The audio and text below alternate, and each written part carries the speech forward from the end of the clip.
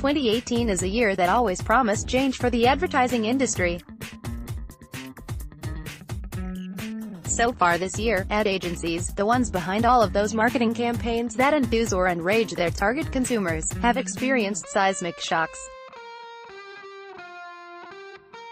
Market leader WPP Group CEO Martin Sorrell has gone and brands are busy devising their own agency models, fed up with the old way of doing things. Marketing services has evolved rapidly, fragmenting and disrupting to meet the needs of clients, brands and their customers. It feels like a new order is here. It's a perfect storm of dissatisfied clients, blinkered agencies and disruptive technology, all coated with a massive lack of trust.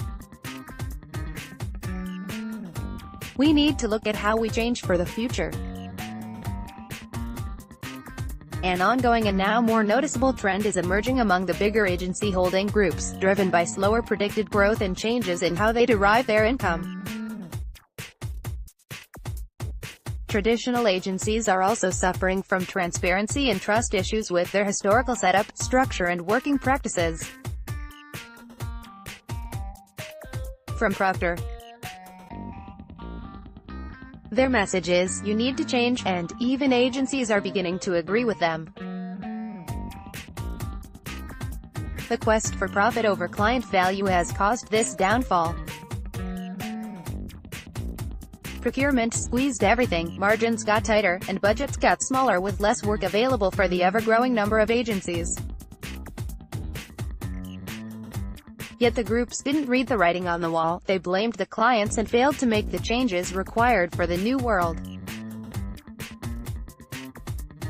In turn, client frustration with old ways grew, and now there's no way back.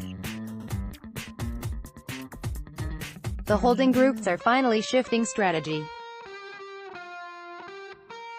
Talk of more client-focused super teams or horizontality is growing, multiple agencies integrated to work to one P. This is also happening within groups to provide a seamless, more simplistic and efficient service. But is change client-led or profit-led? Will it create more value for clients, drive growth? Or is it just more of the same?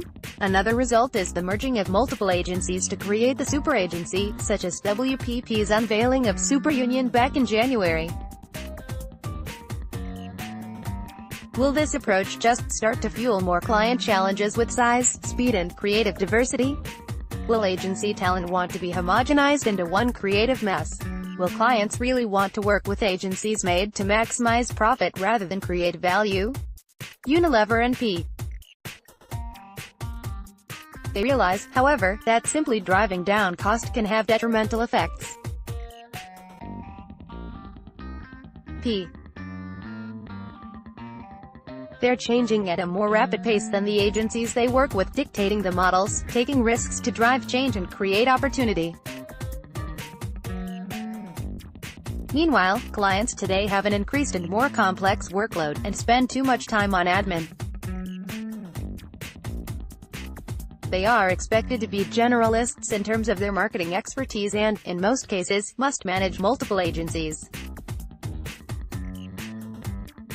A recent ISBA study found clients want fewer agency relationships, but they recognize the increasing need for a broader array of specialist agency services. The ability to identify and understand this need and create an agency model that offers a workable solution is the right road to take. But how? Clients don't want to be tied into an inflexible way of working. They need a mix of specialists that can understand their broader business challenges, together with being forward-thinking enough to spot opportunities and bright enough to articulate creative solutions. They want to buy into different levels of skill set. Strategy and creative remain areas where they need most support and are willing to pay a premium for.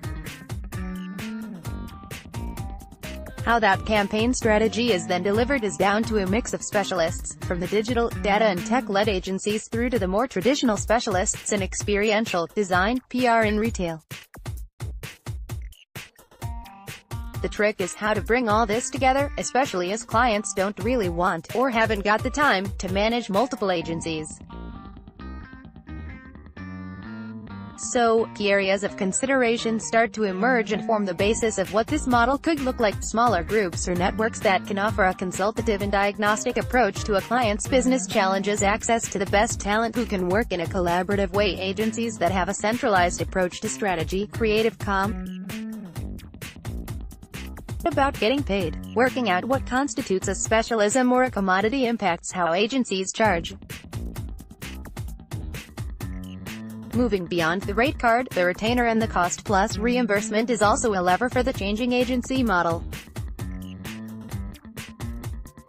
Understanding the difference between cost and prices, where agency and client can both win, with an outcome-based approach is the new destination, and the ability to mix a number of different fee models.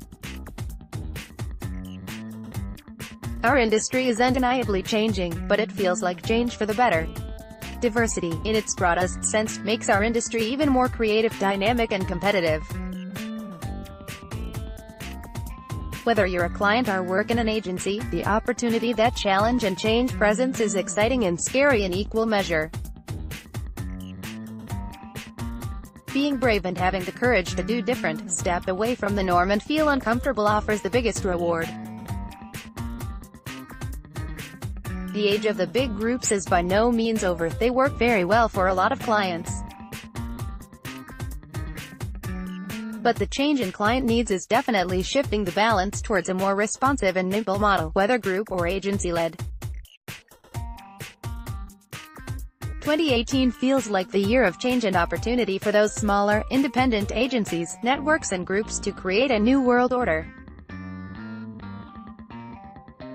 Darren Smith is Group Growth.